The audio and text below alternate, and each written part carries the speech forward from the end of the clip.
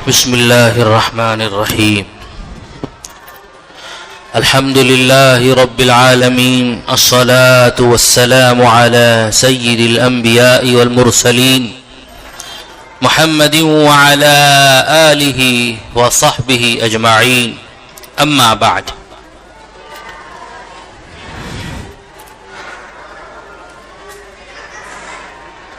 قال رسول الله صلى الله عليه وسلم: من حلف على يمين ثم رأى أتقى لله منها فليأت التقوى. آپ صلی اللہ علیہ وسلم نے ارشاد فرمایا، جو شخص کسی چیز پر قسم کھائے اور پھر کوئی ایسی چیز دیکھے جس میں تقوی کا پہلو اس سے زیادہ ہو، تو اس کو تقوی پر عمل کرنا چاہیے. اس حدیث کی کافی اور وافی تشریح وضاحت ہم اس سے پہلی جمعرات کو آپ کے سامنے پیش کر چکے تھے. خلاصے کے طور پر کچھ باتیں ذہن نشی کر لیں. کوئی آدمی اگر کسی گناہ کی قسم کھا لے، معصیت کے کرنے کی قسم کھا لے،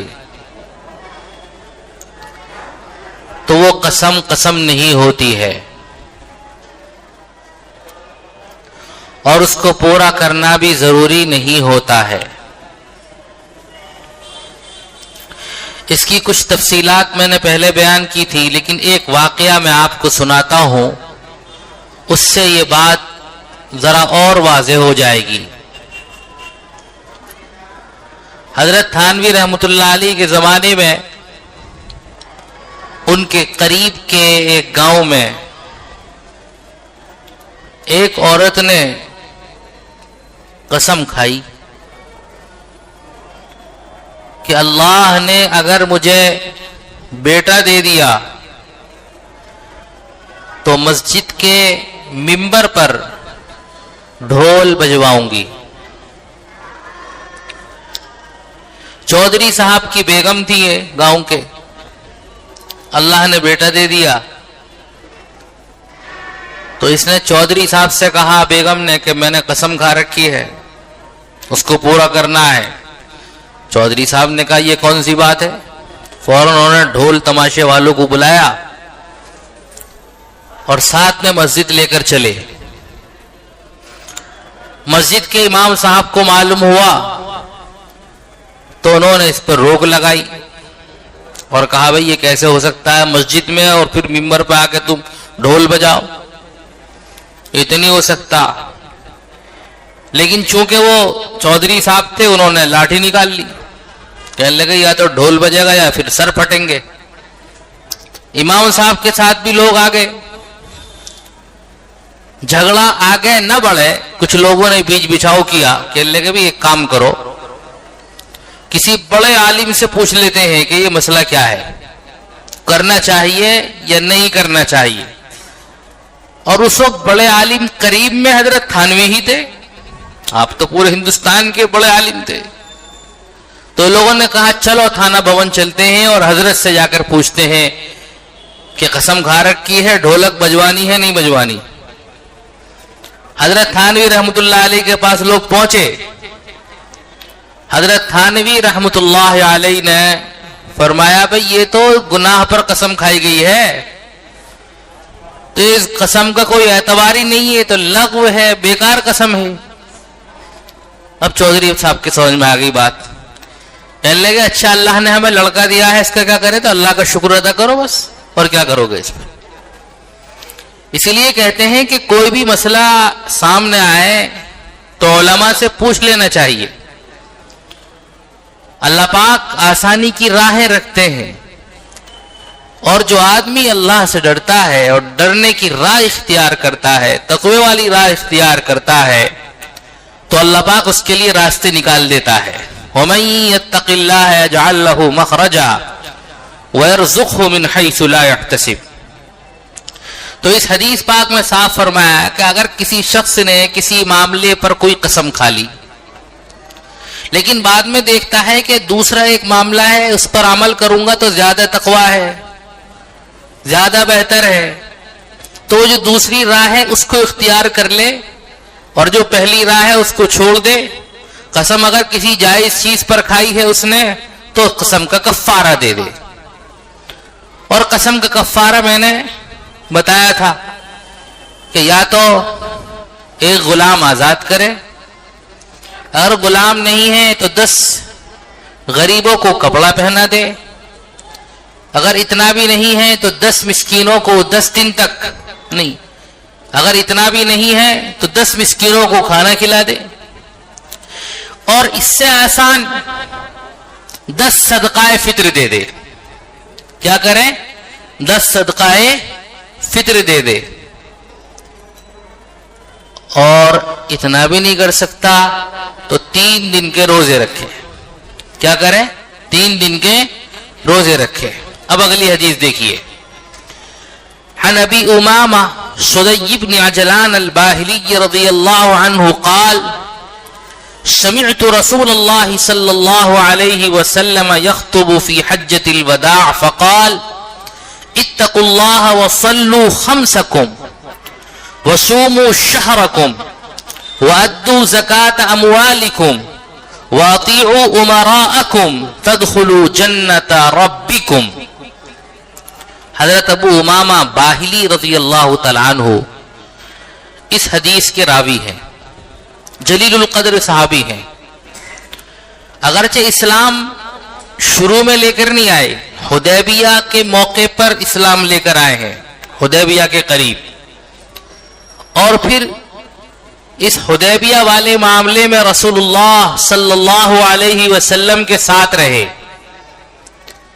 پھر حدیبیہ کے بعد جو بیعت الرضوان ہوئی ہے بلکہ اسی موقع میں اس پہ بھی شریک ہوئے ہیں یہ، اور پھر تمام اسفار میں تقریباً رسول اللہ صلی اللہ علیہ وسلم کے ساتھ میں یہ شریک ہوئے ہیں۔ یہاں کے حجۃ الوداع میں بھی جو حضور نے حج فرمایا ہے اس میں بھی اللہ کے رسول صلی اللہ علیہ وسلم کے ساتھ شریک ہوئے ہیں۔ حضرت ابو امامہ باہلی رضی اللہ تعالیٰ عنہ جب اسلام لے کر آئے تو اللہ کے رسول صلی اللہ علیہ وسلم نے دیکھا کہ کافی سمجھدار آدمی ہے، تو حضور نے ان کو ذمہ داری دی کہ تم اپنی قوم کی طرف جاؤ اور اپنی قوم میں دعوت اسلام کا کام کرو، لوگوں کو اسلام کی طرف بلاؤ، دین کی طرف بلاؤ۔ حضرت ابو امامہ باہلی رضی اللہ تعالیٰ عنہ نے حضور پاک صلی اللہ علیہ وسلم کے ارشاد کے مطابق اپنی قوم میں جا کر دعوت و تبلیغ کا کام کیا، لوگوں کو اسلام کی طرف بلانا شروع کیا۔ لیکن جیسا ہوتا ہے کہ جب کوئی ہادی اور مصلح دعوت کا کام لے کر کھڑا ہوتا ہے تو اول وہلہ میں اس کی مخالفت ہوتی ہے اور بہت شدت کے ساتھ مخالفت ہوتی ہے۔ ایک بات یاد رکھیے، دعوت کی راہ ایسی راہ ہے کہ اس راہ میں رنج و الم کا سامنا ضرور کرنا پڑتا ہے، لوگوں کی طرف سے تکلیفیں ضرور پہنچتی ہیں، عبادت کے ذریعے سے مقبولیت ہوتی ہے، محبوبیت ہوتی ہے۔ آپ عبادت کرو بڑے محبوب بن جاؤ گے، ارے فلاں بندہ دیکھو کیسی زبردست عبادت کرتا ہے، اور فلاں بندہ دیکھو کتنی نمازیں پڑھتا ہے، کتنے روزے رکھتا ہے، ہر وقت مسجد میں ہی رہتا ہے، قرآن کی اتنی تلاوت کرتا ہے، دل میں ایک محبوبیت بڑھتی ہے۔ لیکن جیسے ہی آپ دعوت کی راہ میں قدم رکھیں گے آپ کی مخالفت شروع ہو جائے گی، رنج و الم کا سامنا ہوگا۔ اللہ کے رسول صلی اللہ علیہ وسلم غار ہرا میں عبادت فرماتے تھے نبوت ملنے سے پہلے، تو کس قدر محبت تھی لوگوں کو، الصادق الامین کہتے تھے، سچے امانت دار لوگ اپنی امانتیں آپ کے پاس رکھتے تھے۔ لیکن جیسے ہی آپ صلی اللہ علیہ وسلم نے دعوت کا کام شروع کیا اور فرمایا یا ایھا الناس قولوا لا الہ الا اللہ تفلحوا، تو آپ کی مخالفت شروع ہو گئی۔ سب سے پہلے گھر ہی کی طرف سے ابو لہب نے آپ صلی اللہ علیہ وسلم کو مخاطب کر کے کہا تبا لک یا محمد اجمعتنا لہذا۔ تبا لک کا جو مفہوم ہے یہ ایک بددعائی کلمہ ہے کہ ہلاک اور برباد ہو جائے، اس قسم کے الفاظ کہے حضور پاک صلی اللہ علیہ وسلم کو، اور پھر آپ جانتے ہیں کہ کس قدر مخالفتیں ہوئی ہیں۔ یہی وجہ ہے کہ دعوت، اسلام کی دعوت، دین کی دعوت، اعمال کی دعوت، یہ بہت اونچی چیز ہے اور اس پر اللہ پاک نے بہت ثواب رکھا ہے۔ بعض مرتبہ ہمارے کچھ ساتھی کچھ کہتے ہیں کہ اس پہ اتنا ثواب اتنا ثواب، تو ایک دفعہ حضرت مولانا قاسم قریشی صاحب کی میں نے ایک تقریر سنی ایک اجتماع میں، وہ حضرت مولانا مکی صاحب کے حوالے سے ایک بات کہہ رہے تھے۔ حضرت مولانا مکی صاحب نے، کسی نے کہا صاحب یہ دعوت و تبلیغ کے جو لوگ ہیں یہ ہر عمل پہ اتنے بڑے ثواب بتاتے ہیں، تو حضرت مولانا مکی صاحب دامت برکاتہم نے کہا کہ اصل میں یہ لوگ تو بیچارے ان پڑھ ہیں، یہ لوگ ان پڑھ ہیں، حقیقت یہ ہے کہ اللہ نے اس پر اتنا اجر اتنا ثواب رکھا ہے کہ ہم شمار ہی نہیں کر سکتے ہیں۔ لیکن یہاں رک کر ایک بات کہ دعوت و تبلیغ کا جیسے ہی ہم نام لیتے ہیں ہماری سمجھ میں آتا ہے کہ ہماری جو یہ مروجہ تبلیغی جماعت ہے بس یہی ہے دعوت تبلیغ۔ ایسا نہیں ہے، یہ دعوت و تبلیغ کا ایک حصہ ہے۔ کیا کہہ رہا ہوں میں؟ دعوت و تبلیغ کا ایک حصہ ہے، ورنہ جتنے بھی ایمان کے دین کے کام ہیں اور ان کے لیے جو کوششیں ہو رہی ہیں، محنتیں ہو رہی ہیں، وہ سب دعوت و تبلیغ کا حصہ ہے۔ مدارس کے اندر دینی تعلیم پڑھائی جاتی ہے اور قرآن و حدیث کی تعلیم ہوتی ہے، اللہ کے رسول صلی اللہ علیہ وسلم کے علوم کی نشر و اشاعت ہوتی ہے، وہ بھی دعوت کا حصہ ہے۔ خانقاہوں کے اندر اصلاح کے ذریعے سے اور تزکیے کے ذریعے سے لوگوں کو اللہ سے جوڑا جاتا ہے، وہ بھی دعوت کا حصہ ہے۔ بہت سارے لوگ غیبوں کے اندر اسلام کی دعوت دیتے ہیں، وہ بھی دعوت کا ایک حصہ ہے۔ بلکہ بعض حضرات تو کہتے ہیں دعوت کا فرد اعلیٰ ہے، کیونکہ اصل یہی ہے کہ لوگوں کو اسلام کی طرف لے کر آیا جائے اور اللہ سے جوڑا جائے، اور ہمارا جو دعوت و تبلیغ کا کام ہے یہ بھی اسی کا ایک حصہ ہے۔ تو ہم نے اس کو محدود نہیں کرنا، محدود کرنا اچھا نہیں ہے۔ یہاں تک کہ علماء نے لکھا ہے کہ مجاہد جو اللہ کی راہوں میں لڑتے ہیں وہ بھی دعوت ہے، اور مؤذن جو اذان دیتا ہے وہ بھی دعوت ہے، یہ سب دعوت کا حصہ ہے۔ تو یہ تو بہت اونچی چیز ہے۔ حضرت ابو امامہ باہلی رضی اللہ تعالی عنہ کو اللہ کے رسول صلی اللہ علیہ وسلم نے دعوت کے فریضے میں لگا کر بھیجا کہ جاؤ اور اپنے قبیلے کو اسلام کی طرف بلاؤ، دین کی طرف بلاؤ۔ حضرت ابو امامہ باہلی رضی اللہ تعالیٰ عنہ جب اپنے قبیلے میں پہنچے اور ان کو دعوت دینی شروع کی تو انہوں نے مخالفت شروع کی، اور بڑی شدت سے مخالفت۔ اس سے پہلے آپ اپنی قوم کے اندر بڑے محبوب تھے، لوگ عزت کرتے تھے آپ کی، لیکن جیسے ہی آپ نے دعوت دینی شروع کی بس مخالفتوں کا سامنا ہو گیا۔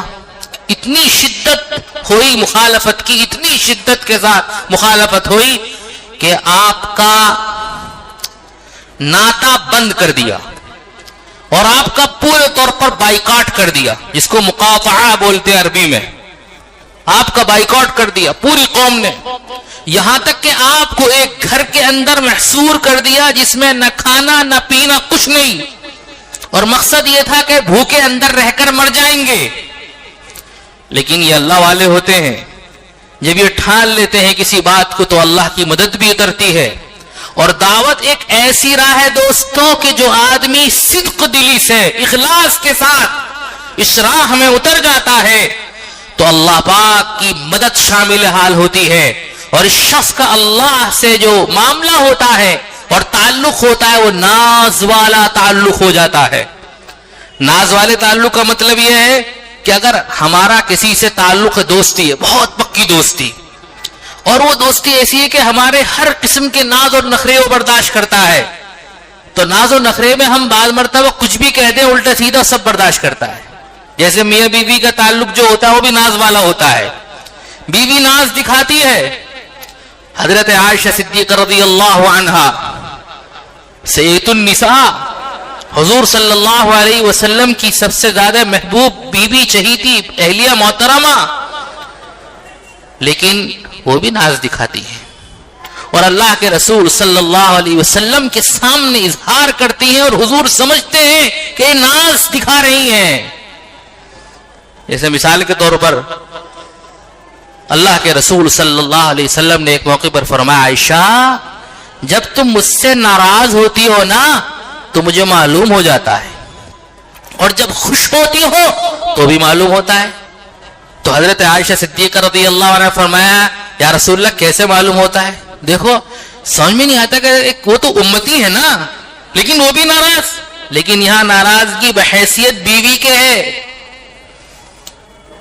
تو وہ فرماتی ہیں، آپ صلی اللہ علیہ وسلم نے فرمایا کہ جب تم ناراض ہوتی ہو تو تم میرا نام نہیں لیتی، ڈائریکٹ قسم کھاتی ہو خدا کی قسم، لیکن جب تم راضی ہوتی ہو تو کہتی والذی نفس محمد بیدی، میرا نام لے کر قسم کھاتی ہو، ذات کی قسم جس کے قبضے میں محمد کی جان ہے، میرا نام لیتی ہو. تو آپ صلی اللہ علیہ وسلم سے زیادہ سمجھدار اور مزاج شناس کون ہو سکتا ہے؟ آپ ان کی مزاج کو پہچان دیتے، اس لیے حضور نے فرمایا کہ جب تم ناراض ہوتی ہو تو مجھے پتہ لگتا ہے. تو یہ جو تعلق ہے یہ ناز والا ہے. تو اسی طریقے سے جب کوئی بندہ اللہ کی راہوں میں قدم رکھتا ہے اور دعوت کی راہوں میں قدم رکھتا ہے، لوگوں کو اللہ سے ملانے کے لیے کوشش شروع کر دیتا ہے اخلاص کے ساتھ میں، تو اللہ سے اس کا تعلق جو ہوتا ہے وہ ناز والا ہو جاتا ہے. پھر اللہ پاک سے وہ جو بھی کہتا ہے اللہ پاک اس کی سنتے ہیں. اس کی مثال قرآن کریم میں موجود ہے. حضرت موسیٰ علیہ السلام سے اللہ نے کہا کہ جاؤ فرعون کے پاس میں اور اس کو ہماری طرف بلاؤ اور اس کو بتاؤ کہ رب تم نہیں ہو، رب ہم ہیں. موسیٰ علیہ السلام دیکھتے تھے، جانتے تھے کہ راستہ بڑا کٹھن ہے، مگر چونکہ اللہ کا حکم آ گیا تو اس حکم کو ماننا ہے. تو اللہ پاک سے دعا مانگی، رب اشرح لی صدری ویسر لی امری واحلل عقدۃ من لسانی یفقہوا قولی، اللہ میرا سینہ کھول دے، ویسر لی امری، اور اس معاملے کو میرے لیے آسان کر دے. واحلل عقدۃ من لسانی، آپ کی زبان میں لکنت تھی، ایسی لکنت کہ جب آپ بات کرتے تھے تو سامنے والے پورے طور پر آپ کی بات سمجھ نہیں پاتے تھے. لیکن آپ دیکھیے کہ اللہ پاک جب کسی سے کام لینے پر آ جاتے ہیں تو اس طرح سے بھی کام لے لیتے ہیں. اللہ نے انہی کو حکم دیا، لیکن آپ نے کہا کہ اللہ اس لکنت کو ختم کر دے، اتنی کم از کم ہو جائے، میری زبان میں اتنی صفائی آ جائے کہ سامنے والے میری بات سمجھ جائیں. افقہوا قولی واجعل لی وزیرا من اہلی، اور میرے بھائی ہارون کو میرا وزیر بنا دے، اس کے ذریعے میری پیٹ مضبوط ہو جائے گی. حضرت موسیٰ علیہ السلام نے جیسے دعا مانگی ہے اللہ نے ساری دعائیں قبول فرما لی. اس سے سمجھ میں آتا ہے کہ جب آدمی دعوت کی راہوں میں قدم رکھتا ہے تو اللہ کا مقرب بن جاتا ہے، اور پھر اللہ پاک سے جو مانگتا ہے اللہ پاک اس کی دعا کو قبول کرتے ہیں. تو حضرت ابو امامہ باہلی رضی اللہ تعالیٰ عنہ کے ساتھ ایسا ہوا کہ قوم نے ان کو ایک گھر میں محشور کر دیا، بند کر دیا، کھانا پینا سب بند کر دیا، اور اس انتظار میں رہے کہ اب تک بس یہ مر جائے گا جب کھولیں گے. لیکن جب کافی عرصہ گزر گیا جس میں ان کو یقین ہو گیا کہ یہ بندہ اب مر چکا ہوگا، دروازہ کھولا تو بالکل حشاش بشاش، بالکل صحت سلامتی کے ساتھ میں تشریف فرما ہے، اور یہ سارے کے سارے پریشان. لگے کیا ماجرا ہوا بھائی، ہم تو سوچتے تھے کہ تم مر چکے ہوگے. حضرت نے فرمایا اللہ نے مجھے روزی پہنچائی، جس اللہ کی طرف میں تم کو بلا رہا ہوں جس اللہ کی طرف میں تمہیں اس پر ایمان لانے کی دعوت دے رہا ہوں اسی نے مجھے روزی دے دی ہے. کہا کیسے روزی؟ کہ مجھے نیند آ گئی تھی، خواب میں اللہ نے اپنی قدرت سے مجھے سیراب کیا. جب میں بیدار ہوا تو بالکل سیراب ہوا تھا، میرا پیٹ بھرا ہوا تھا. اب لوگوں کے دل نرم ہوئے اور لوگوں نے پھر آپ کو دودھ اور کھجور پیش کیا. حضرت نے کہا اب اس کی ضرورت ہی نہیں ہے مجھے، میں سیراب ہو چکا ہوں. بہرحال پھر ساری کی ساری قوم ایمان میں داخل ہوئی، ایک دو نہیں ساری قوم. تو دعوت کی راہوں میں حالات تو آتے ہیں، پریشانیاں تو آتی ہیں، لیکن انسان اگر صبر و ثابت قدمی کے ساتھ میں جمع رہے، ڈٹا رہے، تو اللہ پاک کی مدد بھی اس طرح سے شامل حال ہوتی ہے. یہاں پر انہوں نے ثابت قدمی دکھائی، استقلال کے ساتھ رہے، تو ساری کی ساری قوم اسلام کے اندر داخل ہوئی ہے. حضرت نے پوری زندگی پھر دعوت ہی کو مشغلہ بنایا.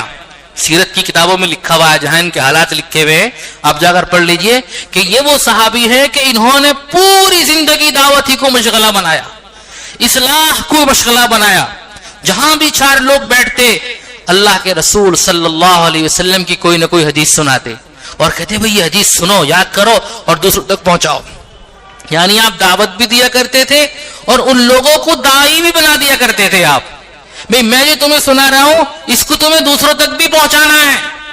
چنانچہ وہ دوسروں تک پہنچاتے تھے اور کافی لمبی عمر پائی. چاروں خلفاء کا زمانہ پایا. چاروں خلفاء کے بعد میں پھر حضرت علی رضی اللہ تعالیٰ عنہ کا زمانہ پایا، ان کے ساتھ رہے. امیر معاویہ رضی اللہ تعالیٰ عنہ کا زمانہ پایا، ملک شام کے اندر آ گئے تھے بعد میں. اور خلیفہ عبد الملک ابن مروان کے زمانے میں آپ کا انتقال ہوا. 100 سال سے زیادہ کی عمر، تقریباً 106 یا 5 سال کی عمر بتائی جاتی ہے. آپ نے اتنی عمر پائی ہے اور اس عمر میں آپ کا انتقال ہوا ہے. تو یہ بہت عظیم الشان اور جلیل القدر صحابی ہیں، اس لیے ان کو کچھ حالات سامنے رکھے میں نے آپ کے سامنے. اللہ کے رسول صلی اللہ علیہ وسلم سے ایک حدیث نقل کرتے ہیں اور یہ حدیث حجۃ الوداع کے موقع کی ہے. حجۃ الوداع آخری حج، آپ صلی اللہ علیہ وسلم نے ایک ہی حج کیا ہے، لیکن اس کو وداعی حج اس لیے کہتے ہیں کہ اس کے بعد آپ صلی اللہ علیہ وسلم نے دنیا کو الوداع کہہ دیا، رخصت ہو گئے آپ صلی اللہ علیہ وسلم، اس لیے اس کو حجۃ الوداع کہا جاتا ہے. تو اس میں آپ صلی اللہ علیہ وسلم نے خطبہ دیا جس کو خطبہ اسلام بھی کہا جاتا ہے، عظیم الشان خطبہ. اور اس میں بہت سے نکات پیش فرمائے، خاص خاص باتیں پیش فرمائی ہیں. کچھ یہ نقل کرتے ہیں، کہتے ہیں اللہ کے رسول صلی اللہ علیہ وسلم نے جو اس موقع پہ کچھ خاص باتیں ارشاد فرمائی، ان میں یہ بھی تھی. پہلے نمبر پر آپ نے فرمایا اتقوا اللہ، اللہ سے ڈرتے رہو، تقوی اختیار کرو. اور اس سے پہلے اس پر پوری بات آ چکی ہے کہ تقوی جو ہے یہ اعمال کی جڑ ہے. انسان جب تقوی اختیار کرتا ہے تو سارے اعمال اس کے صحیح ہوتے ہیں، اور تقوی کا دامن چھوڑ دیتا ہے تو دوسرے اعمال میں بھی فرق پڑ جاتا ہے. اس لیے تقوی اختیار کرنا ہے. پھر فرمایا وَصَلُّوا خَمْسَكُمْ، 5 نمازوں کی پابندی کرنا. 5 نمازوں کی پابندی پر بندہ اللہ کی حفاظت میں آ جاتا ہے، اور جو بندہ 5 نمازوں کی حفاظت نہیں کرتا ہے تو وہ اللہ کی حفاظت سے نکل جاتا ہے. بہت سی احادیث کے اندر یہ مضمون آیا ہے کہ اگر کوئی بندہ چاہتا ہے کہ اللہ کی حفاظت اس کو حاصل ہو تو نمازوں کی پابندی کرے. جو بندہ نمازوں کی پابندی نہیں کرتا ہے اللہ کی حفاظت اس سے اڑ جاتی ہے.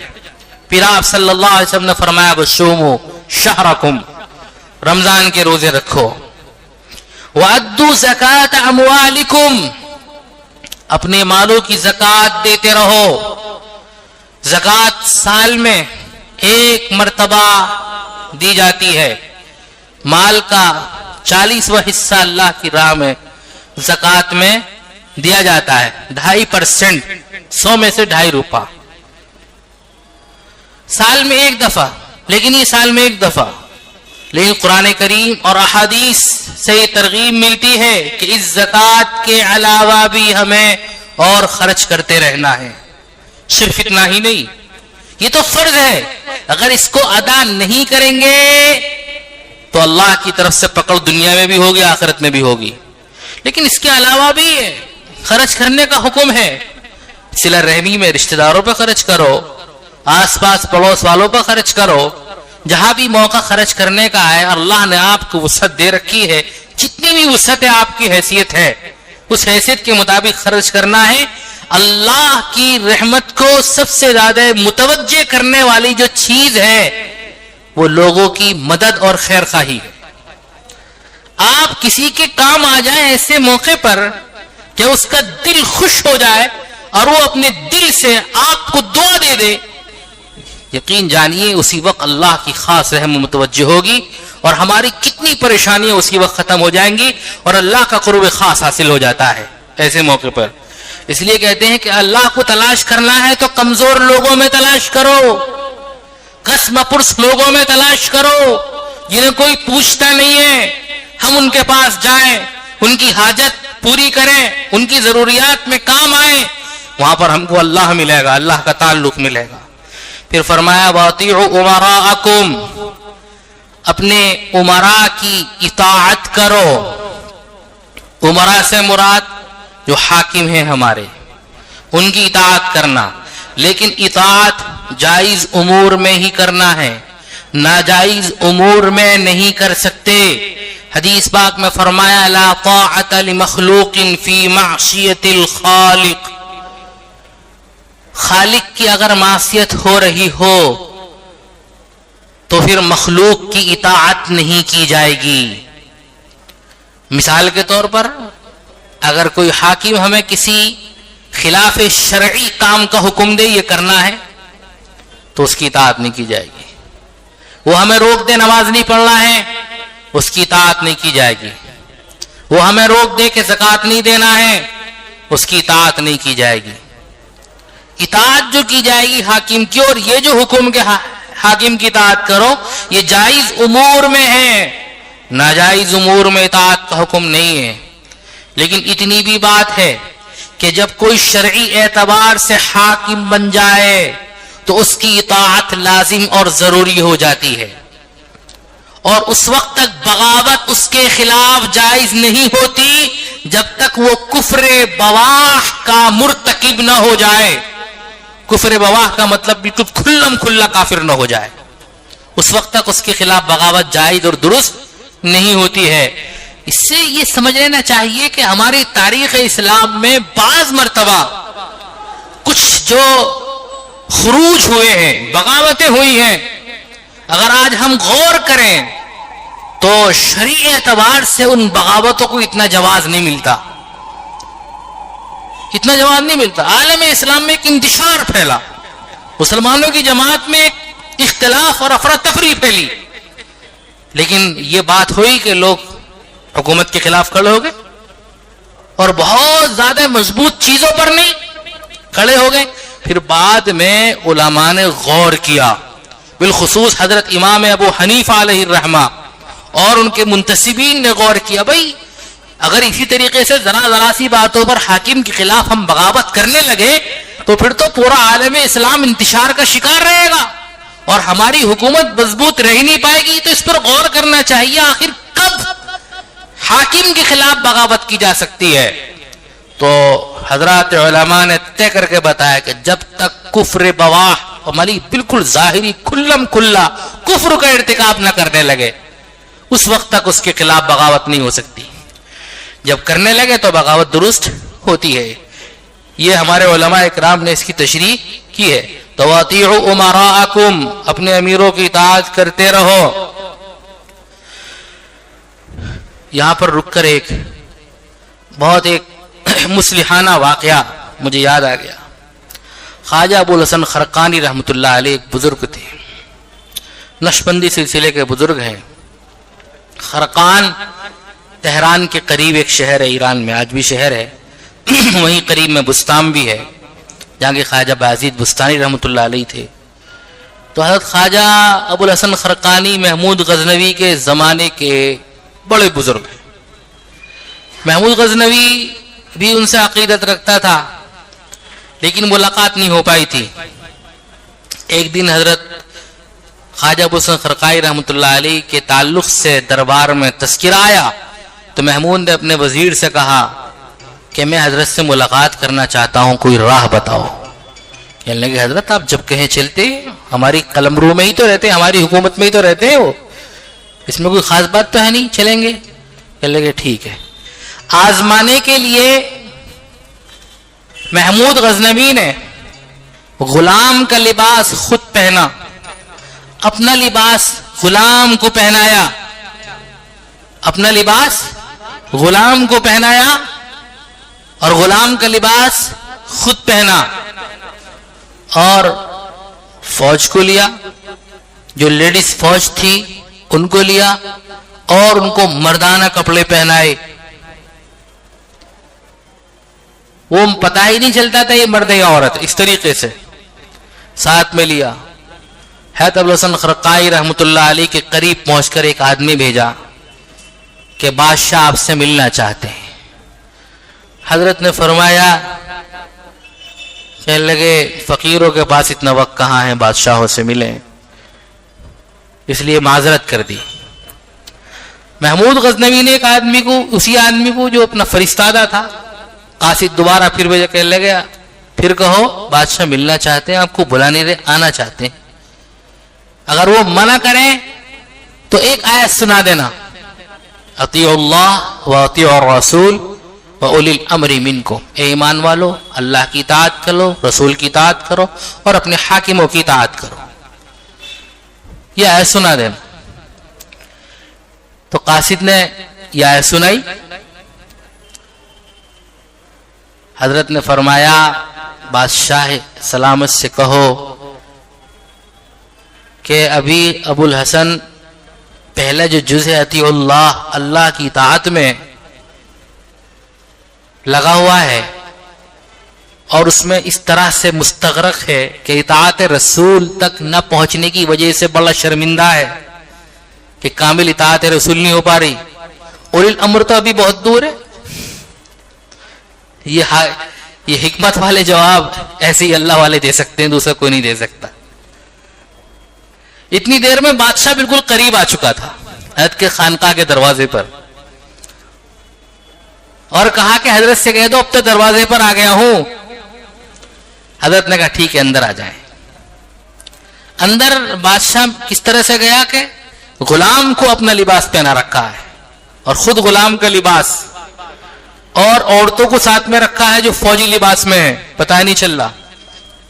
حضرت نے نیچے نگاہ کر کے کہا نامحرموں کو پہلے باہر نکالو،